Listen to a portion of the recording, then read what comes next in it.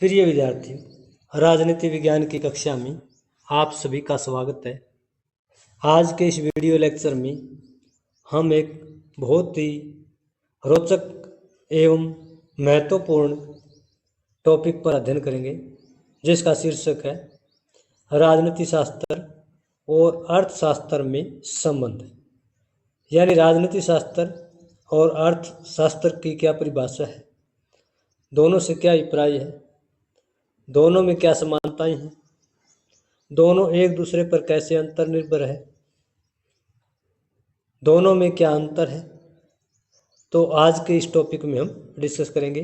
तो आइए हम डिस्कस करते हैं राजनीति विज्ञान और अर्थशास्त्र के बारे में। सबसे पहले राजनीति विज्ञान और अर्थशास्त्र के बारे में जानेंगे कि ये दोनों जो है सामाजिक अध्ययन के विषय हैं। दोनों एक दूसरे से मिलते जुलते हैं।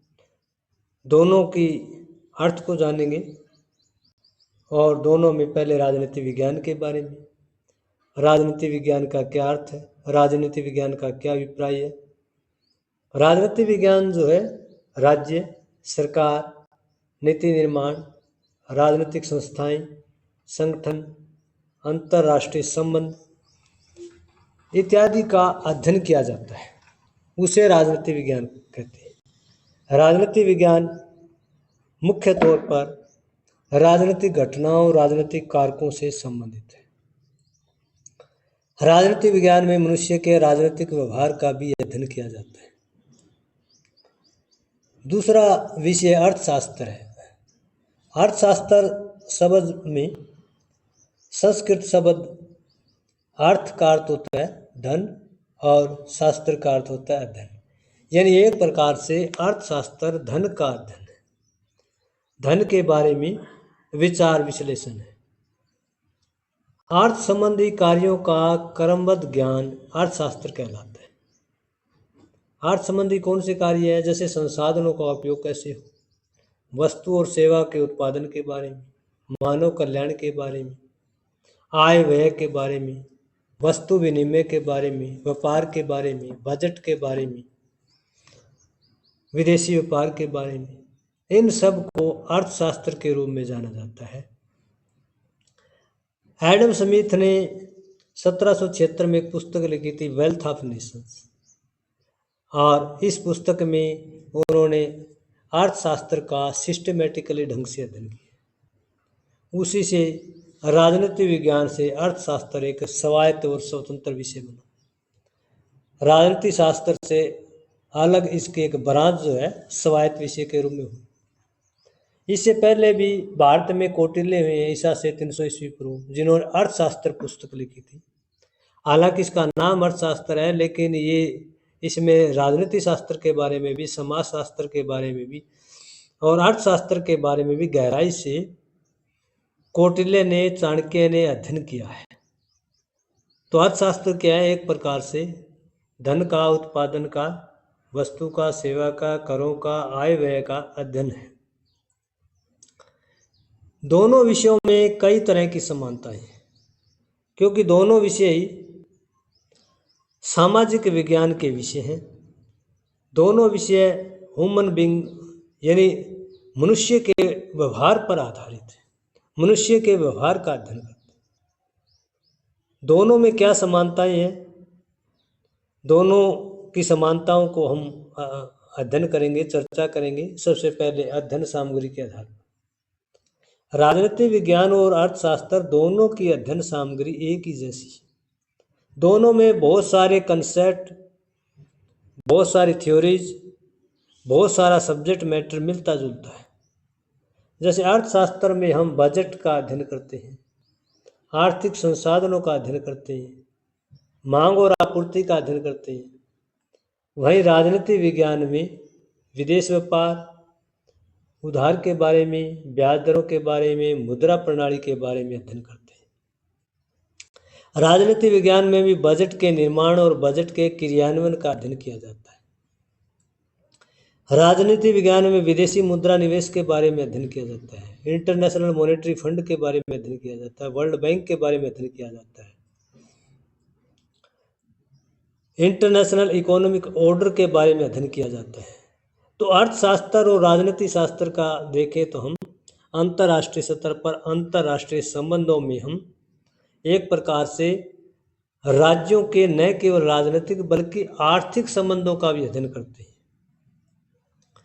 और सबसे महत्वपूर्ण जॉन स्टुअर्ट की पुस्तक है प्रिंसिपल्स ऑफ पॉलिटिकल इकोनॉमी। पिछले काफ़ी वर्षों से राजनीतिक वैज्ञानिकों ने, अर्थशास्त्रियों ने ये महसूस किया है कि राजनीति विज्ञान और अर्थशास्त्र दोनों अलग अलग विषय हैं, अलग अलग अनुशासन हैं। उसके बावजूद भी दोनों विषयों की एक दूसरे पर अंतर निर्भरता है। बहुत सारी अध्ययन सामग्री, कंसेप्ट, अवधारणाएं, सिद्धांत ऐसे हैं जो दोनों शास्त्रों में सामान्य है, कॉमन है। इसलिए राजनीति विज्ञान और अर्थशास्त्र जो है उसमें हमें अध्ययन सामग्री के आधार पर समानता दिखाई देती है। उद्देश्य के आधार पर भी दोनों शास्त्रों में समानताएं दिखाई देती है। राजनीति शास्त्र और अर्थशास्त्र दोनों के उद्देश्य समान हैं। क्यों समान है? क्योंकि राजनीति शास्त्र और अर्थशास्त्र दोनों मानव जीवन से संबंधित है, मनुष्य के व्यवहार से संबंधित है, मनुष्य के कल्याण से संबंधित है।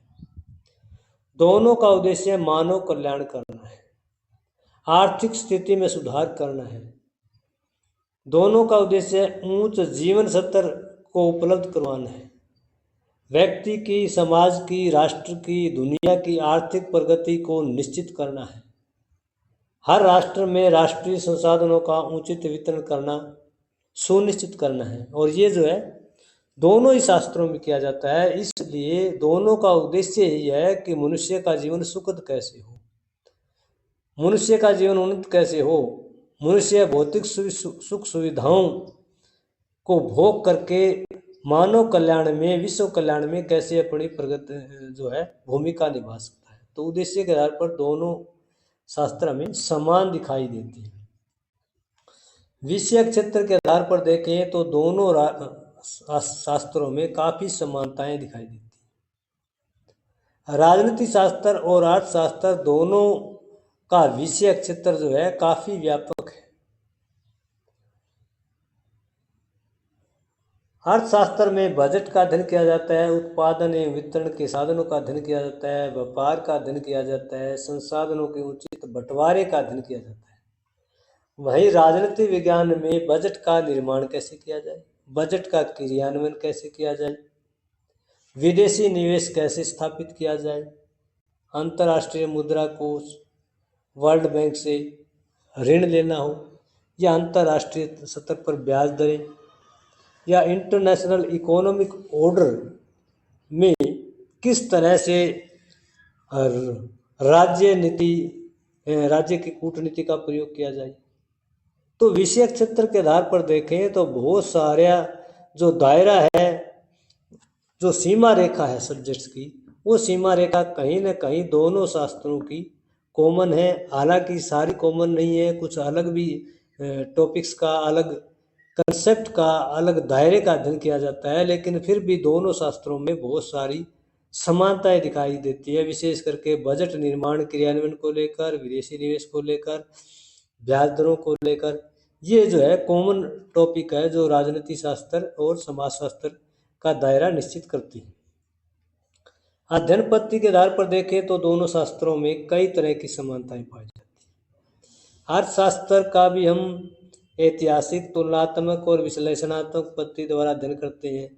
वहीं राजनीति शास्त्र का भी ऐतिहासिक, तुलनात्मक और विश्लेषणात्मक पद्धति द्वारा अध्ययन किया जाता है। यानी ऐतिहासिक दृष्टि से देखें तो किस देश की आर्थिक स्थिति कैसी थी, किस राज्य का क्या इतिहास रहा है। तुलनात्मक दृष्टि से देखें तो किन्हीं दो राज्यों की अर्थव्यवस्था का तुलनात्मक अध्ययन करते हैं, किन्हीं दो राज्यों की राजनीतिक व्यवस्था का तुलनात्मक अध्ययन करते हैं। विश्लेषणात्मक दृष्टि से देखें तो अर्थशास्त्र में भी किस देश की जो आर्थिक नियोजन है, इकोनॉमिक प्लानिंग है, उसके कारण वो देश जो है कितना अधिक आर्थिक प्रगति कर पाया है, ये हम अध्ययन करते हैं। और किस प्रकार के पॉलिटिकल सिस्टम के कारण कौन सा देश जो है राजनीतिक संस्कृति, राजनीतिक समाजीकरण, राजनीतिक सहभागिता में एडवांस अग्रिम है। तो दोनों शास्त्रों की ओर से अध्ययन पद्धति के आधार पर देखें तो काफ़ी समानताएं पाई जाती। प्रकृति के आधार पर देखें तो भी दोनों शास्त्रों में समानता दिखाई देती है। दोनों शास्त्रों की प्रकृति समान है, क्योंकि दोनों शास्त्र जो है मनुष्य कल्याण पर, मनुष्य की प्रवृत्ति पर आधारित है। अर्थशास्त्र मुख्यतः व्यक्ति के, समाज के, राष्ट्र के, दुनिया के आर्थिक विकास पर बल देता है। वही राजनीति शास्त्र जो है प्रत्येक व्यक्ति, प्रत्येक देश और पूरे विश्व के सामाजिक, आर्थिक व राजनीतिक विकास पर अपना ध्यान केंद्रित करता है। प्रकृति के आधार पर देखे जाए दोनों शास्त्रों की प्रकृति समान है। दोनों शास्त्रों की प्रकृति मनुष्य कल्याण की रही है, समाज कल्याण की रही है, मानव कल्याण की रही है, चाहे वो स्थानीय स्तर पर हो, राष्ट्रीय स्तर पर हो, अंतर्राष्ट्रीय स्तर पर। दोनों शास्त्रों की प्रकृति में हमें समानता दिखाई देती है।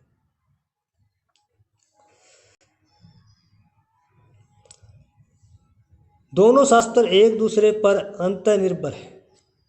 विशेष करके 20वीं शताब्दी में यह अनुशासन अलग अलग हो गए, लेकिन वर्तमान समय में पिछले कुछ वर्षों से बहुत सारे पॉलिटिकल साइंटिस्ट, इकोनॉमिस्ट इस स्टडी पर गहराई से मंथन कर रही हैं कि राजनीति और अर्थशास्त्र में एक नया डिसिप्लिन पॉलिटिकल इकोनॉमी उभर करके सामने आ रहा है, राजनीतिक अर्थशास्त्र। और वर्तमान समय में राजनीति के बगैर अर्थशास्त्र का और अर्थशास्त्र के बगैर राजनीतिक प्रक्रियाओं का गहराई से अध्ययन करना बिल्कुल ही जो है नामुमकिन है। तो राजनीति शास्त्र और अर्थशास्त्र की क्या परस्पर अंतर्निर्भरता है? सबसे पहला, राजनीतिक घटनाओं के आधार पर आर्थिक स्थिति तय करना। राजनीतिक घटनाओं के आधार पर आर्थिक स्थिति जो है निर्धारित होती है। जैसे अरस्तु ने लगभग 2400 साल पहले कहा था स्टेटमेंट कि जहाँ पर असमानता होगी वहाँ पर क्रांति स्वाभाविक है। असमानता का मुख्य तौर पर अरस्तु ने न केवल राजनीतिक बल्कि आर्थिक दृष्टिकोण से व्यक्त किया था कि जहाँ आर्थिक असमानता है, बगैर बराबरी है, वहाँ पर मूवमेंट संभव है। और जब मूवमेंट होगा तो राजनीति में नया प्रयोग होगा, नए कानून बनेंगे, नए नियम बनेंगे। इसलिए राजनीतिक घटनाएं आर्थिक स्थिति को प्रकट करती है। 1789 में फ्रांस की क्रांति, उसका बड़ा कारण क्या था? खाद्यान्न संकट था। और फ्रांस की क्रांति से क्या है? लिबर्टी, फ्रेटर्निटी, इक्वालिटी जैसे कंसेप्ट राजनीति विज्ञान। 1917 में रूस की क्रांति हुई, क्योंकि कमजोर अर्थव्यवस्था के कारण था, और उससे ही रूस में जो है कम्युनिज्म का मार्ग प्रशस्त हुआ। भारत में 1947 के बाद 1974 के आते आते जयप्रकाश और उसकी विचारधारा के समर्थक लोगों का मानना था कि देश में अमीर और गरीब के बीच जो है काफ़ी डिफरेंस है, और इसलिए जयप्रकाश नारायण ने पहले बिहार के छात्र आंदोलन और फिर पूरे राष्ट्र के छात्र आंदोलन को नेतृत्व दिया और एक टोटल रेवोल्यूशन का कंसेप्ट दिया। टोटल रेवोल्यूशन क्या है? राजनीतिक, सामाजिक, आर्थिक, सांस्कृतिक, शैक्षणिक, बौद्धिक हर क्षेत्र में क्रांति का आह्वान किया, और उसका बेस था अमीर और गरीब के बीच में बढ़ता हुआ अंतर, जो राजनीतिक व्यवस्था के द्वारा, भारतीय राजनेताओं के द्वारा, भारत के राजनीतिक दलों के द्वारा इस गैप को समाप्त करने का कोई विशेष प्रयास नहीं किया गया। और इसलिए 1976 में भारतीय संविधान में एक संशोधन होता है, जिसे प्रस्तावना में 42वां संविधान संशोधन कहते हैं। और 42वें संविधान संशोधन में भारतीय संविधान की प्रस्तावना में एक नया शब्द जोड़ा गया, समाजवाद। समाजवाद क्या है? कि अमीर और गरीब के बीच में डिफरेंस को न्यूनतम करे, अंतर को कम से कम करे, उत्पादन और वितरण के साधन पर राज्य का नियंत्रण स्थापित करे, देश के आर्थिक संसाधनों का उचित तरीके से बंटवारा करे। तो अर्थशास्त्र और राजनीति शास्त्र में एक महत्वपूर्ण जो है निर्भरता दिखाई देती है। दोनों शास्त्रों में एक अन्य महत्वपूर्ण अंतर्निर्भरता है आर्थिक स्थिति के आधार पर राजनीतिक व्यवस्था का निर्माण, राजनीतिक नीतियों का निर्माण। जैसे भारत ने वैश्विक अर्थव्यवस्था को ध्यान में रखते हुए 1991 में LPG की नीति अपनाई, L for liberalisation, P for privatisation और G फॉर ग्लोबलाइजेशन। उदारीकरण, निजीकरण और भूमंडलीकरण। 90 के दशक में उस समय भारत के वित्त मंत्री डॉक्टर मनमोहन सिंह थे, उनके नेतृत्व में ये LPG की नीति अपनाई गई। भारत की मार्केट जो है पूरे विश्व के लिए खोल दी गई। इससे विश्व जो मुद्रा निवेश है वो डायरेक्ट भारत में बढ़ने लगा और भारत जो है आर्थिक रूप से काफ़ी लिबरल हो गया और जिससे भारत अपनी अर्थव्यवस्था को और ज़्यादा गति देने में सक्षम रहा। तो एक प्रकार आर्थिक स्थिति क्या करती है, राजनीतिक जो नीतियां हैं वो निर्माण करती है। उस समय की ग्लोबल आर्थिक स्थिति इसी प्रकार थी जिसने भारत को LPG की नीति अपनाने पर मजबूर किया और धीरे धीरे भारत में पब्लिक सेक्टर की तुलना में प्राइवेट सेक्टर को ज़्यादा बढ़ावा दिया गया, लिबरलिज्म की पॉलिसी अपनाई गई। राजनीतिक संस्थाएं आर्थिक स्थिति के कारण, ये भी एक बड़ी अंतर्निर्भरता है दोनों शास्त्रों में। जितनी भी राजनीतिक संस्थाएं हैं वो कहीं ना कहीं आर्थिक स्थिति के कारण है, चाहे वो लोकल लेवल पर हो, नेशनल लेवल पर हो, इंटरनेशनल लेवल पर हो। आर्थिक स्थितियां जैसी होती है वैसे ही राजनीतिक संस्थाओं का निर्माण होता है। जैसे पूंजीवाद बनाम लोकतंत्र है, जब पूंजीवाद बढ़ता है तो साम्राज्यवाद बढ़ता है, साम्राज्यवाद बढ़ता है तो लोगों के जो बीच आर्थिक गैप बढ़ता है और लोकतंत्र की मांग उठती है कि प्रत्येक व्यक्ति को हर क्षेत्र में स्वतंत्रता, समानता, न्याय होना चाहिए। साम्राज्यवाद बना पूंजीवाद, साम्राज्यवाद बढ़ता है तब भी जो है गरीब और अमीर के बीच डिफरेंस बढ़ता है, साम्राज्यवाद में आर्थिक शोषण होता है और इसलिए नया कंसेप्ट जो है कार्ल मार्क्स ने दिया कम्युनिज्म का, साम्यवाद का दिया कि साम्यवाद में सभी लोगों को बराबर के अधिकार मिलेंगे। राष्ट्रवाद बनाम उदारवाद, राष्ट्रवाद क्या है कि एक प्रकार के राष्ट्र की संकीर्णता है, जबकि लिबरलिज्म क्या कहता है, मनुष्य हित में, मनुष्य कल्याण में राष्ट्रवाद जैसी संकीर्णता से उभरने का प्रयास करता है। राजनीतिक संस्थाएं, राजनीतिक प्रक्रियाएं, राजनीतिक सिद्धांत जितने भी बनते हैं वो आर्थिक स्थिति के कारण होते हैं।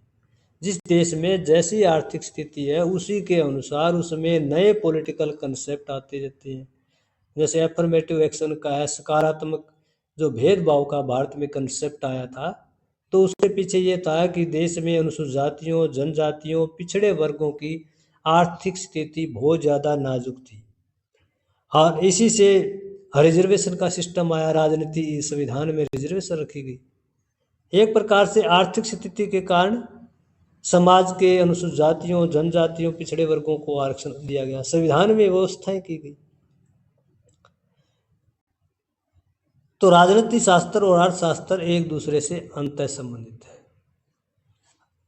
सरकार द्वारा आर्थिक दशा व दिशा में बदलाव, यानी राजनीति शास्त्र भी अर्थशास्त्र को प्रभावित करता है। राजनीति शास्त्र के द्वारा अर्थशास्त्र के नेचर में बदलाव किया जा सकता है, गतिशीलता लाई जा सकती है। कैसे लाई जा सकती है, जैसे कि हम भारत का उदाहरण दें तो भारत में गरीबी रेखा BPL APL का कंसेप्ट है। जो बिलो पॉवर्टी लाइन लोग हैं उनको अनेक प्रकार की आर्थिक सुविधाएं दी जाती हैं। आवास योजना है, जिन लोगों के पास मकान नहीं है उनको सरकार आवास योजना के तहत मकान उपलब्ध कराती है। सार्वजनिक वितरण प्रणाली, जिन लोगों के पास खाद्यान्न संकट है, जो गरीबी रेखा से नीचे आते हैं, उन लोगों के लिए मुफ्त में या एक सीमित जो है चार्जेस के ऊपर जो है उनको खाद्यान्न और दूसरी जो रसोई की चीज़ें हैं वो उपलब्ध करवाई जाती है। जो व्यक्ति बिलो पॉवर्टी लाइन है, समाज के कमज़ोर वर्गों से हैं, SC ST OBC है, उन्हें निजी व्यवसाय के तो सरकार ऋण देती है, काफ़ी कम इंटरेस्ट होता है। तो कहने का अभिप्राय है सरकार के द्वारा, पॉलिटिकल पार्टीज के द्वारा, राजनीति के द्वारा आर्थिक दशा और दिशा में बदलाव होता है। और इससे क्या हुआ, जितनी भी ये योजनाएं हैं ये राजनीति की योजनाएं हैं, राजनीति विज्ञान की योजनाएं हैं, इनके द्वारा आम लोगों की आर्थिक दशा में और उनकी दिशा में बहुत ज़्यादा परिवर्तन हुआ है। तो सरकार भी जो है अर्थशास्त्र को प्रभावित करती है। राजनीति विज्ञान अर्थशास्त्र की स्थिति में, उसके प्रभाव में व्यापक बदलाव कर सकती है। सरकार की पारदर्शिता से आर्थिक स्थिति में सुधार, अब राजनीति विज्ञान में जितनी ज़्यादा नीतियाँ नियम कठोर होंगे, पारदर्शिता अपनाई जाएगी, उतना ही लोगों की आर्थिक स्थिति में सुधार होगा। राज्य जितना ज़्यादा कठोर होगा डिस्ट्रीब्यूशन के लिए, उतना ही ज़्यादा लोगों की आर्थिक स्थिति में सुधार होगा। राज्य द्वारा कड़े नियम कानून बनाए जाते हैं तो प्रशासनिक भ्रष्टाचार समाप्त हो जाएगा, और जब प्रशासनिक भ्रष्टाचार समाप्त हो जाएगा तो आम नागरिक का विकास होगा, क्योंकि ऊपर से चलकर नीचे तक, गरीब व्यक्ति तक, जो हाशिए पर बैठा व्यक्ति है, वहाँ तक जो सुविधा पहुँच रही है, उसमें प्रशासनिक अधिकारियों का बड़ा रोल रहता है। अगर प्रशासनिक अधिकारी ईमानदार हैं पूरी तरह से, या उन पर विजिलेंस का पूरी तरह से चाबुक का डर है, तो ऊपर से जितना पैसा आ रहा है वो लक्षित व्यक्ति तक वैसा उतना ही पैसा अगर पहुंच रहा है, तो इससे आम व्यक्ति की इकोनॉमी मजबूत होगी, आम व्यक्ति की आर्थिक स्थिति मजबूत होगी, और इससे अमीर और गरीब के बीच में जो डिफरेंस है वो लगातार कम होगा, तो ऑटोमेटिकली समाजवाद आएगा, लोगों में बंधुत्व, सहयोग और परोपकार की भावना जो है वो पनपेगी। तो एक प्रकार से हम कह सकते हैं कि राजनीति विज्ञान में जितनी पारदर्शिता होगी, लोगों की आर्थिक स्थिति में उतना ही सुधार होगा, और देश में जो है उसका जो है एक सकारात्मक प्रभाव पड़ेगा। अब प्रश्न उठता है कि राजनीति शास्त्र और अर्थशास्त्र दोनों में क्या समानताएं हैं, क्या असमानताएं हैं, दोनों एक दूसरे पर कैसे निर्भर है। अगर निष्कर्ष के तौर पर लिया जाए तो दोनों अंतर्निर्भर है, इंटरडिपेंडेंस है, दोनों विषय एक दूसरे पर निर्भर है। वित्त क्या है? प्रशासन का, राजनीति का रक्त के समान। अगर वित्त नहीं है तो सरकार क्या कार्य करेगी? सरकार जो कानून बना रही है, नियम बना रही है, नीतियां बना रही है, लोगों को ज़्यादा से ज़्यादा लाभ पहुंचाने का कोशिश कर रही है, उसके लिए ज़रूरी है कि उतना ही बजट होना चाहिए। अगर बजट नहीं है, उतनी इकोनॉमी ज़्यादा स्ट्रोंग नहीं है, तो लोगों का कल्याण नहीं होगा। जैसे 1947 से लेकर के अगर 2024 में देखें, तो जैसे जैसे भारत की आर्थिक स्थिति में सुधार हुआ, वैसे ही लोगों की भी आर्थिक स्थिति में सुधार हुआ, लोगों को भी जो भौतिक संसार की सुविधाएं धीरे धीरे प्राप्त हुई है। दोनों अलग अलग अनुशासन है, दोनों समाज विज्ञान के अनुशासन है, लेकिन अलग होते हुए भी, अलग अध्ययन सामग्री, अलग विषय क्षेत्र होते हुए भी एक दूसरे पर निर्भर हैं, क्योंकि राजनीति विज्ञान और अर्थशास्त्र एक दूसरे से जुड़े हुए हैं, दोनों का उद्देश्य ही मानव कल्याण है। तो अलग अलग रास्ते होते हुए भी जो है दोनों एक ही लक्ष्य के लिए कार्य कर रहे हैं, और इसीलिए एक नया विषय राजनीतिक अर्थशास्त्र, पॉलिटिकल इकोनॉमी जो है उभर करके जो है लगातार सामने आ रहा है, जिसमें राजनीति विज्ञान और अर्थशास्त्र के जो कॉमन टॉपिक्स है उनका गहराई से अध्ययन किया जाता है, दोनों के जो लिंकेज है, दोनों की अंतर्निर्भरता, दोनों के जो बीच गहरा संबंध है, उसका गहराई से अध्ययन किया जाता है। तो निष्कर्ष के रूप में कहा जा सकता है कि राजनीति विज्ञान और अर्थशास्त्र दोनों अलग अलग डिसिप्लिन होते हुए भी एक दूसरे से अंतर संबंधित है, अंतर अनुशासनात्मक के रूप में है। दोनों एक दूसरे को प्रभावित करते हैं, एक दूसरे का मार्गदर्शन के रूप में एक दूसरे से शिक्षा या प्रेरणा ग्रहण करते हैं। तो आज का ये टॉपिक राजनीति विज्ञान और अर्थशास्त्र के संबंधों पर आधारित आपको कैसा लगा, कमेंट बॉक्स में जाकर के कमेंट जरूर करिएगा। अगर आप और भी ज़्यादा मेरी वीडियो लेक्चर देखना चाहते हैं तो इस चैनल को सब्सक्राइब करना न भूलिए। धन्यवाद।